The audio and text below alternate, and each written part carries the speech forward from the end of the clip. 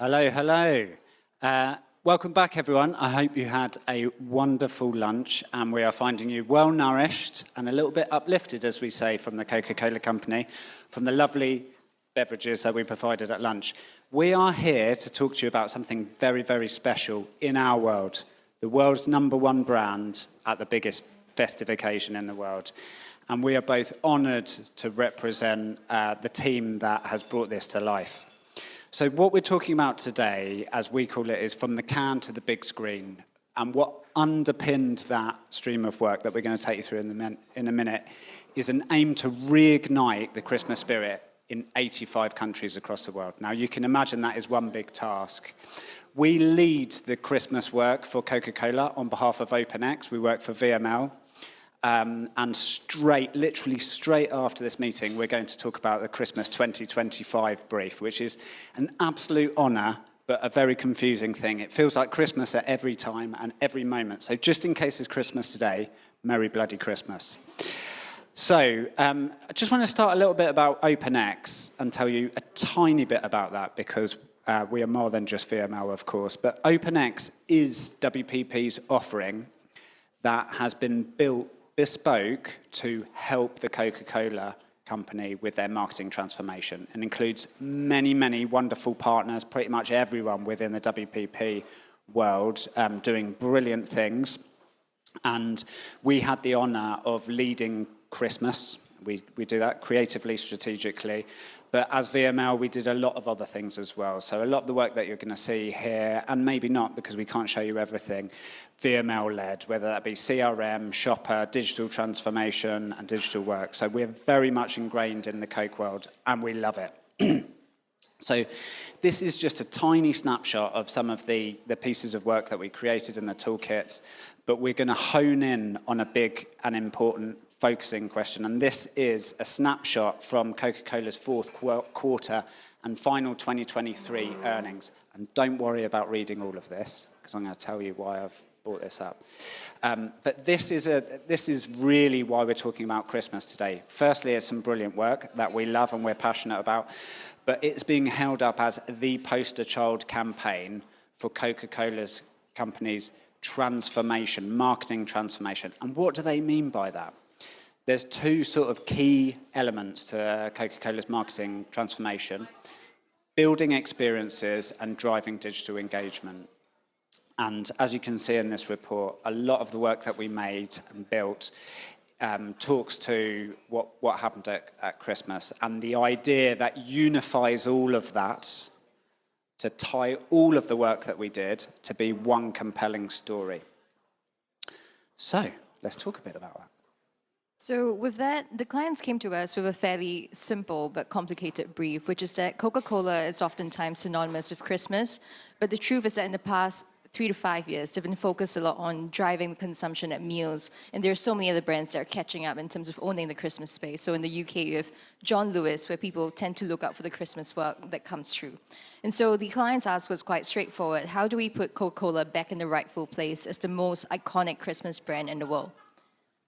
And so off the back of that, so in 2023, if we just went back in time slightly, we found this really horrifying stat, which is 39% of people are losing connection with Christmas. And that's because oftentimes when you think about Christmas today, there's a lot of expectations and distractions around it, getting the tree up, getting the gifts ready, looking good for the relatives, so on and so forth. And so people are losing touch with the true meaning of Christmas. And 39% of people actually shared that they don't really want to celebrate the season anymore. And so with that, we took a step back and we said, as the brand that truly owns the Christmas season, how do we reignite that Christmas spirit? There's a lovely quote here that really started to spark the work, which is that the greatest thing is not to believe in Santa Claus, it is to be Santa Claus. And so when we thought about reigniting the Christmas spirit, it was less about bringing people back to the physical Santa Claus, but maybe to get them to remember what it means, what's the value behind having Santa Claus to begin with. And so on that very same vein, we thought, if we look back into our heritage, for those of you who didn't know, in the 1930s, in fact 1931, Coca-Cola actually partnered with an artist called Haydon Sundblom, who reimagined what Santa Claus looks like. So the image that you see here on screen was actually created by Coca-Cola. Before 1931, Santa Claus did not look like that. He was known for many different names. In fact, he often wore a black cloak. But after 1930s, since we've created the brand and used Santa Claus quite widely in our advertisements, this is how pop culture has embraced Santa Claus. I think that's quite a nice little nugget that not many people know because it's been so many years from then. And so we thought it was a lovely moment to look back into our history and bring back sort of this character that we have created and remind people of the spirit of Christmas through Santa Claus himself. When we talked about the Christmas spirit and people losing touch with it, we thought it was a lovely moment for you to just realize what it means to be touched by the Christmas spirit. And so we just have a little clip here from The Grinch. I'm not sure if you watched it, but why not? An after lunch short cartoon. So we're going to play a short clip of The Grinch for you.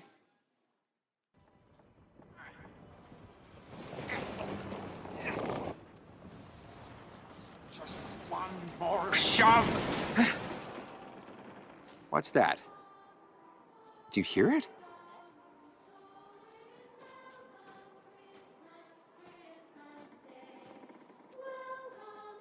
They're singing?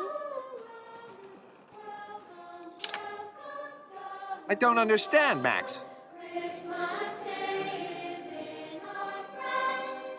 Don't they know what I've done?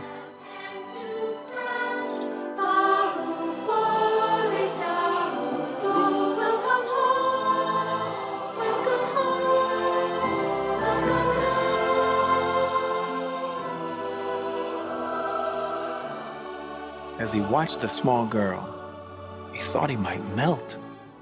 If he did what she did, would he feel what she felt?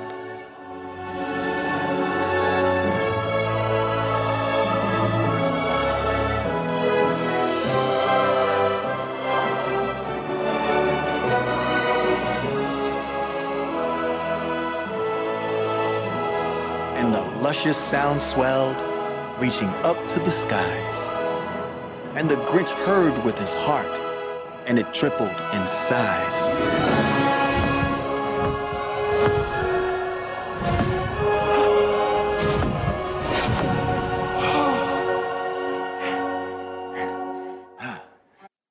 So essentially that was what we're hoping to achieve with the campaign, that people would be reminded of the Christmas spirit and be touched by the kindness that surrounds the season, because we do know that during this period of time is when volunteerism, giving, and donations are on the rise. For those of you who have no idea what you just watched, the Grinch is oftentimes that character that's being seen as a person that's really left out during the season, and we just thought that was just a great way to inspire the creatives to think about what exactly we're trying to achieve with the work. So in one simple statement in terms of the truth that we're trying to push for in our campaign is that one small act of Christmas kindness can spark the inner center in even the Grinchiest of them all. And the whole idea is that oftentimes when we think about Santa or Christmas, we think about Santa Claus, the person, but we forget about the spirit. And so what we're trying to do here is to remind people about the spirit of what Santa is all about, which is kindness. So what you're going to see in the next couple of slides in the time we have together is all the work that falls within the campaign line, the world needs more Santas. It is deliberate that it's Santas and not Santa, because we're not referring to the Santa Claus, but the fact that every single one of us can be Santa in our own way, because we all have an inner Santa that resides within us. And so what you're going to see in the next few slides will be how we bring this to life from a digital perspective and across various different touch points, so we enable people to be kind in their own ways and spread the Christmas spirit this year. Brilliant. And I know what everyone's thinking. Let's take the afternoon off and go and watch The Grinch. But hold that thought, because we're going to take you through some bloody lovely work first. That all sits underneath The World Needs More Santas. And as promised, in the headline up top, it started with a can. So in the background there, you can see that we designed a beautiful Christmassy, and that is the original Christmas image that Coca-Cola launched to the world. We put that on cans all around the world, 4 billion cans, that's a lot of cans. But more than just a lovely design, at the heart of the can was a QR code that connected to some activity that helped people find their inner Santa. So you can see here the QR code that we've put on it. It's on the other side of the can. So we're not showing that at the moment, but effectively what all of our packaging did is just connect people to that digital experience. And the digital experience was a very, very simple quiz that asked a number of Christmassy, Coca-Cola-y questions that help people identify what type of Santa they were. Were they the thoughtful Santa, the empathetic Santa, the joyful Santa, and the generous Santa? And what we were trying to do here is stoke up people's kindness and to stoke up people's Christmas spirit.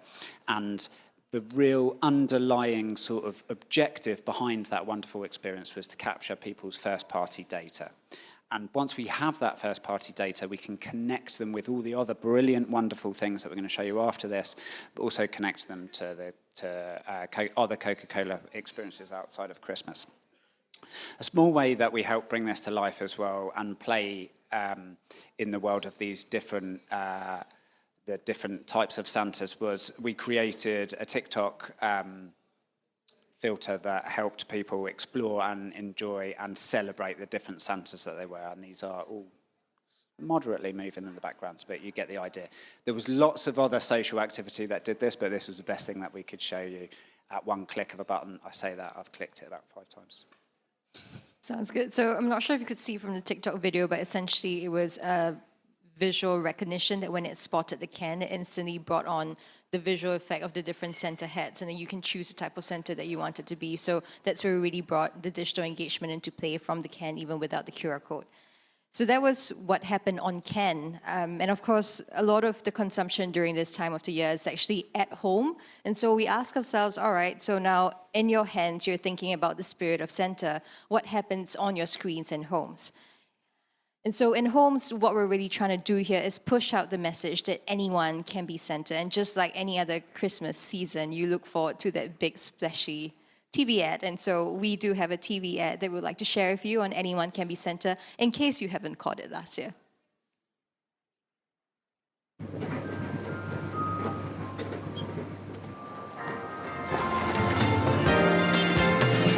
Anyone can be Santa. Why can't a lady like me? I admit I'm underfed, but with a pillow from the bed, I could be Santa Claus. And although my curls may be showing, I'll make sure they only see me from the back. Yes, anyone can be Santa. A tantalizing remote. With his reindeer and his sleigh, I'd be up and away. I could be Santa. I could be Santa Claus.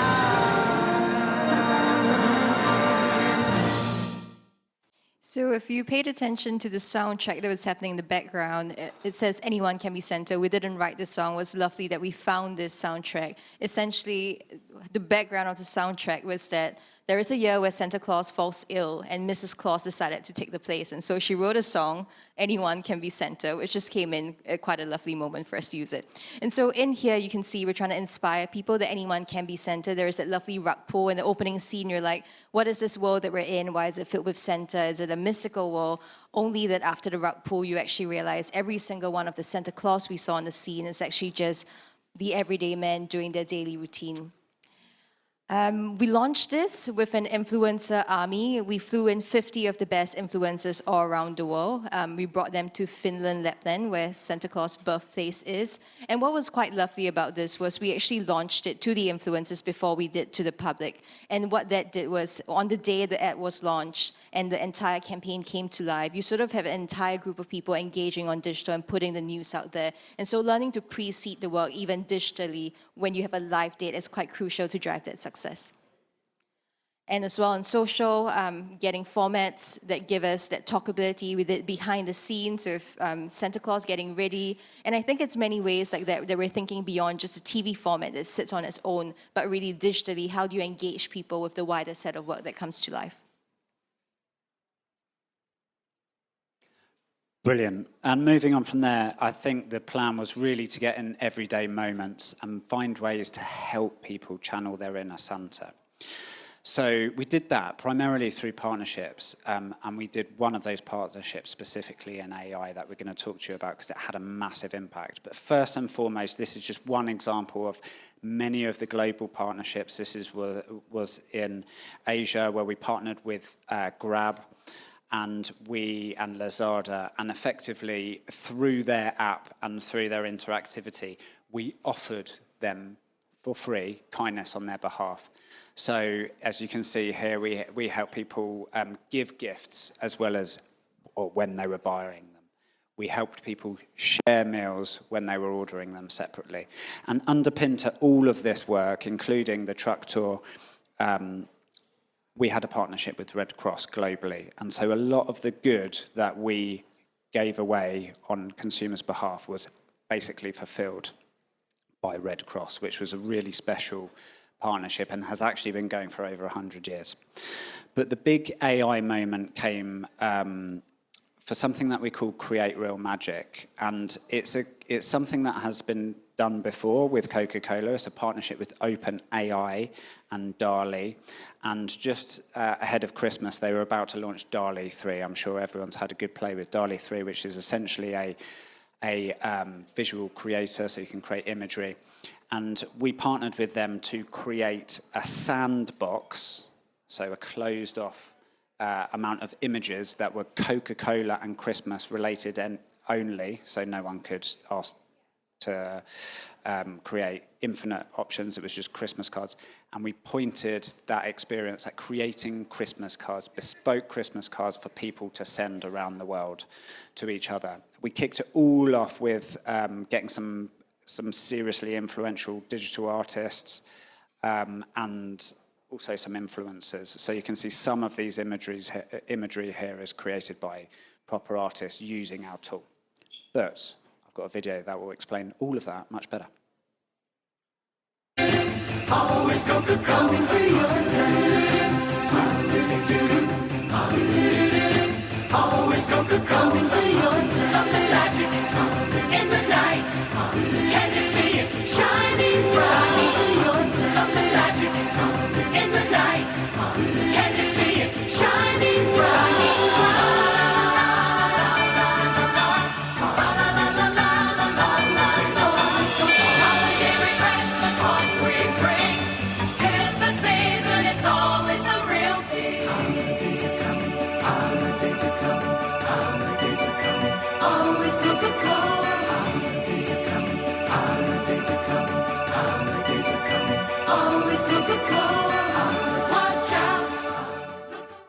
And so there are some of the cards that you saw there. What we didn't have a chance to show you is the way that we connected those cards and some of that imagery to some outdoor posters that went all around the world. So as you probably know, if you live in this city or country, Piccadilly Circus is dominated by a lot of Coca-Cola advertising. We showed some of those wonderful bits of imagery across Piccadilly, Times Square and Shibuya, where Coca-Cola have got a long-standing partnership to really bring the Christmas spirit through this imagery that people had created.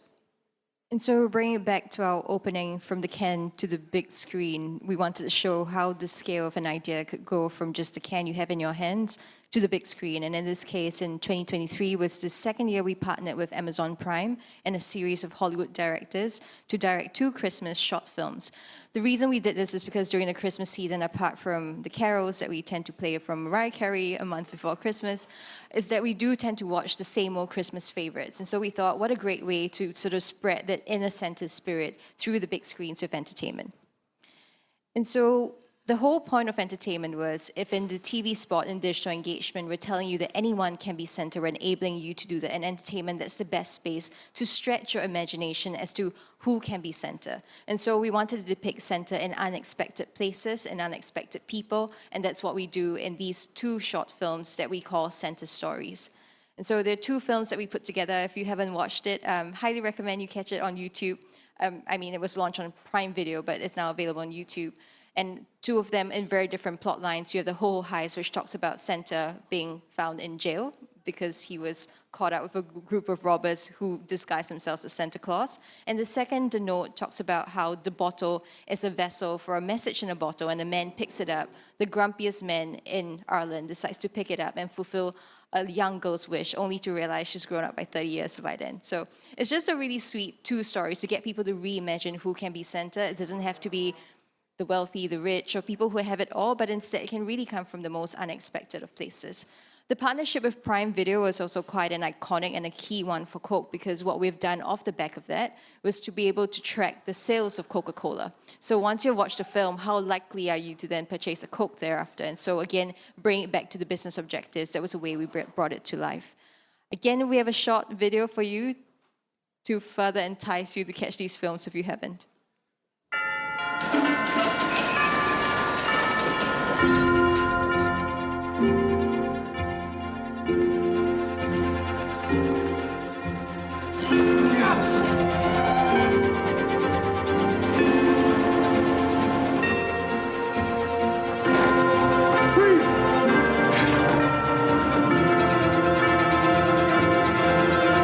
We're gonna need more Santas. Cool. So with that, we have took you through the journey of from the can to the big screen, and we just want to brought it all together. We've seen social, out of home, TVC, and how it works. And I think when we think about digital engagement, there were different ways in as to how we collected the first party data. There was the AI Christmas card that Daniel talked about. There was the Grab partnerships where you could send food to someone else. There was the quiz where you could find out the type of center that you were. All of them had one thing in common, which is the narrative of the world needs more centers, and you can be center in your own right.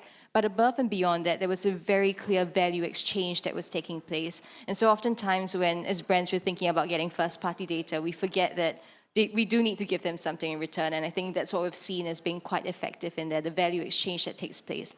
In entertainment, there was a lovely opportunity for us to sync up beyond the traditional platforms of working with Prime, for instance, to look at sales of the Coke itself, and of course in commerce, the can that we've seen from all the QR codes. We can't show you the results for confidentiality reasons, but I can just voice over a couple of things that we have seen. Overall, this campaign garnered 9 billion impressions. It's the most number of impressions any Coca-Cola ad has achieved in the past decade. In terms of the first-party data, we received close to 1 million first-party registrations. Of course, then the question is, what are you going to do with the data thereafter? But the good news is we brought it all in, and I think it proved to be really effective. And then lastly, in terms of sales, you can see this in the Q4 report where Daniel first pulled out the slide, actually resulted in 11.7% increase in their business sales for Christmas this year. I know oftentimes when we share case studies of Coke, people go, but I'm not Coke, I don't have the budget of Coke, I don't have the scale of Coke, so is this really applicable to me? I think the learning that we've seen here is what is that consistent narrative that underpins everything that you do, because that will shine through, and also from a digital perspective, what's the value exchange that you're offering, and that's something that any brand can think about. And so with that, thank you for having us, and we hope you enjoyed the session. Thank you.